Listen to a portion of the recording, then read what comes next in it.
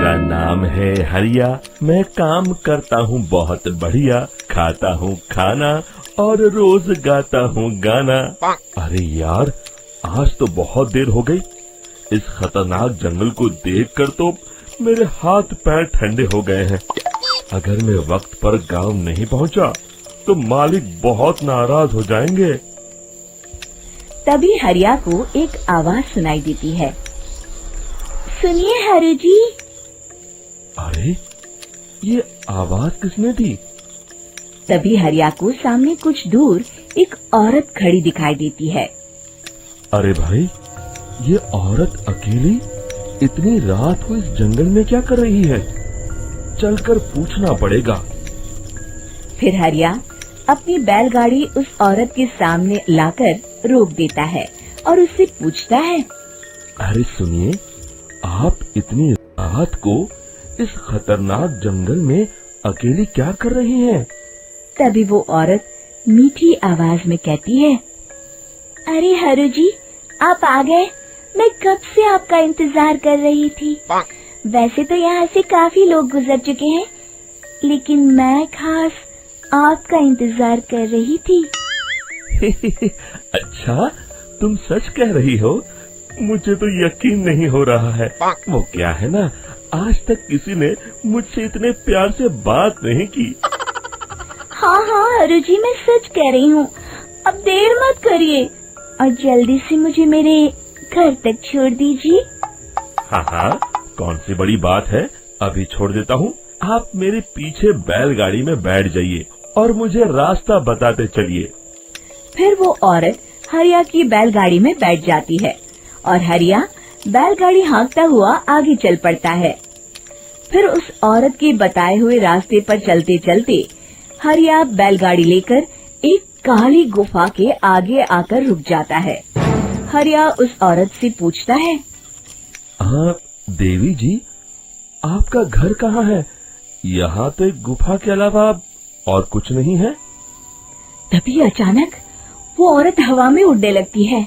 देखते ही देखते उसका सुंदर रूप एक डरावनी चुड़ैल में बदल जाता है और वो जोर जोर से हंसती है। अरे तू तो एक नंबर का बेवकूफ निकला। तू तो बड़ी आसानी से मेरी बातों में आ गया। अरे मर गया रे, ये तो एक चुड़ैल है। हे भगवान बचा ले, ये तो बड़ी डरावनी दिखाई दे रही है।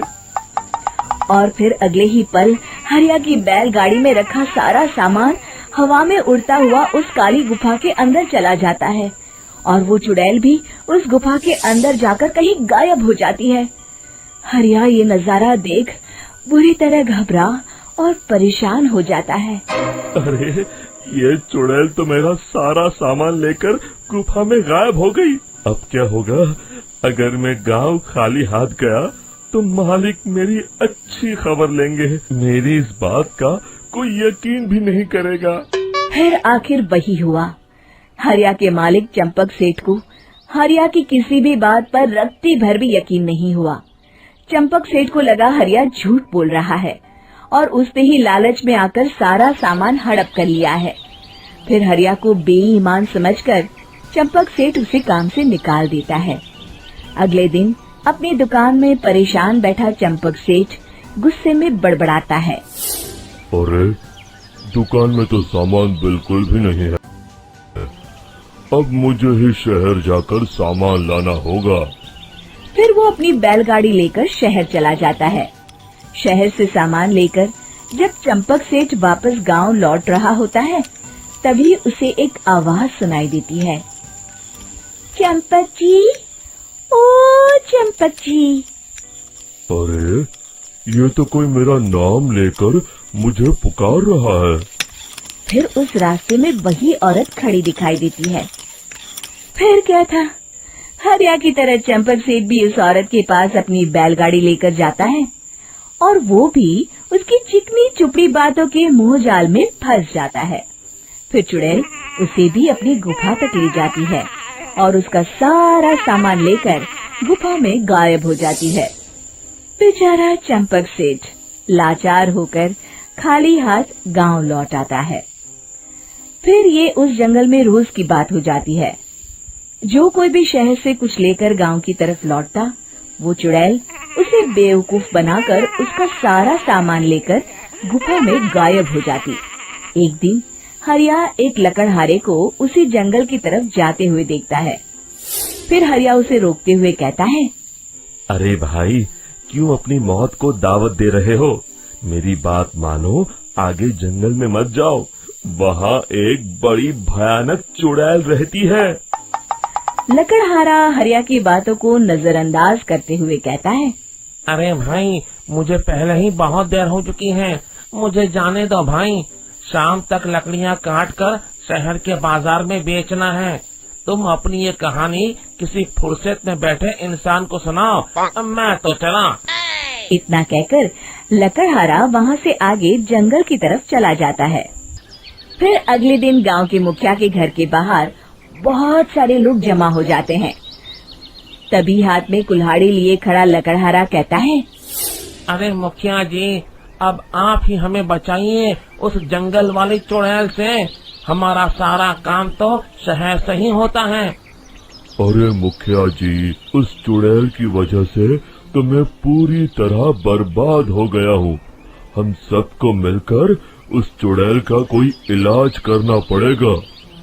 तभी भीड़ में खड़ा बीरा कहता है, आप लोग चिंता मत करिए, कल से वो चुड़ैल किसी को नहीं लूट पाएगी। मेरे पास एक बहुत अच्छी तरकीब है। तभी चंपक सेठ उसका मजाक उड़ाते हुए कहता है, अरे तेरा नाम वीरा है तो क्या हुआ? तूने अभी उस चुड़ैल को देखा नहीं है? जाकर अपना काम कर, बड़ा आया। तब मुखिया जी कहते हैं, नहीं नहीं चंपक सेठ, मुझे लगता है हमें इस लड़के को एक मौका देना चाहिए। फिर सभी गांव वाले मुखिया जी की बातों से सहमत हो जाते हैं और वीरा शाम को एक बैलगाड़ी में कुछ सामान लादकर उस जंगल की ओर चल देता है। वीरा, ओ वीरा, कहाँ जा रहा है? तभी वीरा मुड़ के देखता है, वही चुड़ैल एक औरत के रूप में खड़ी है। अरे बहन जी, मैं आपको ही ढूंढ रहा था। देखिए, मैं आपके लिए क्या लाया हूँ। अरे वाह, तू खुद मेरे लिए इतना सामान लाया है। तू ही अकेला गांव में समझदार है। जरा देखो, मैं भी खोल के, बड़े भूख लगी है। जैसे ही चुड़ैल उस सामान पर से कपड़ा हटाती है, एक भगवान शिव की तेज रोशनी उसके अंदर मूर्ति से निकलती है और चुड़ैल अपने असली रूप में आकर जलने लगती है। अरे मैं जल रही हूँ, बचाओ! बचाओ!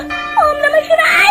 मर गई मैं! देखते ही देखते वो चुड़ैल राख के साथ उड़ जाती है और सभी गांव वाले भी वहां जाते हैं। शिक्षा बुराई पे सदा अच्छाई की ही जीत होती है।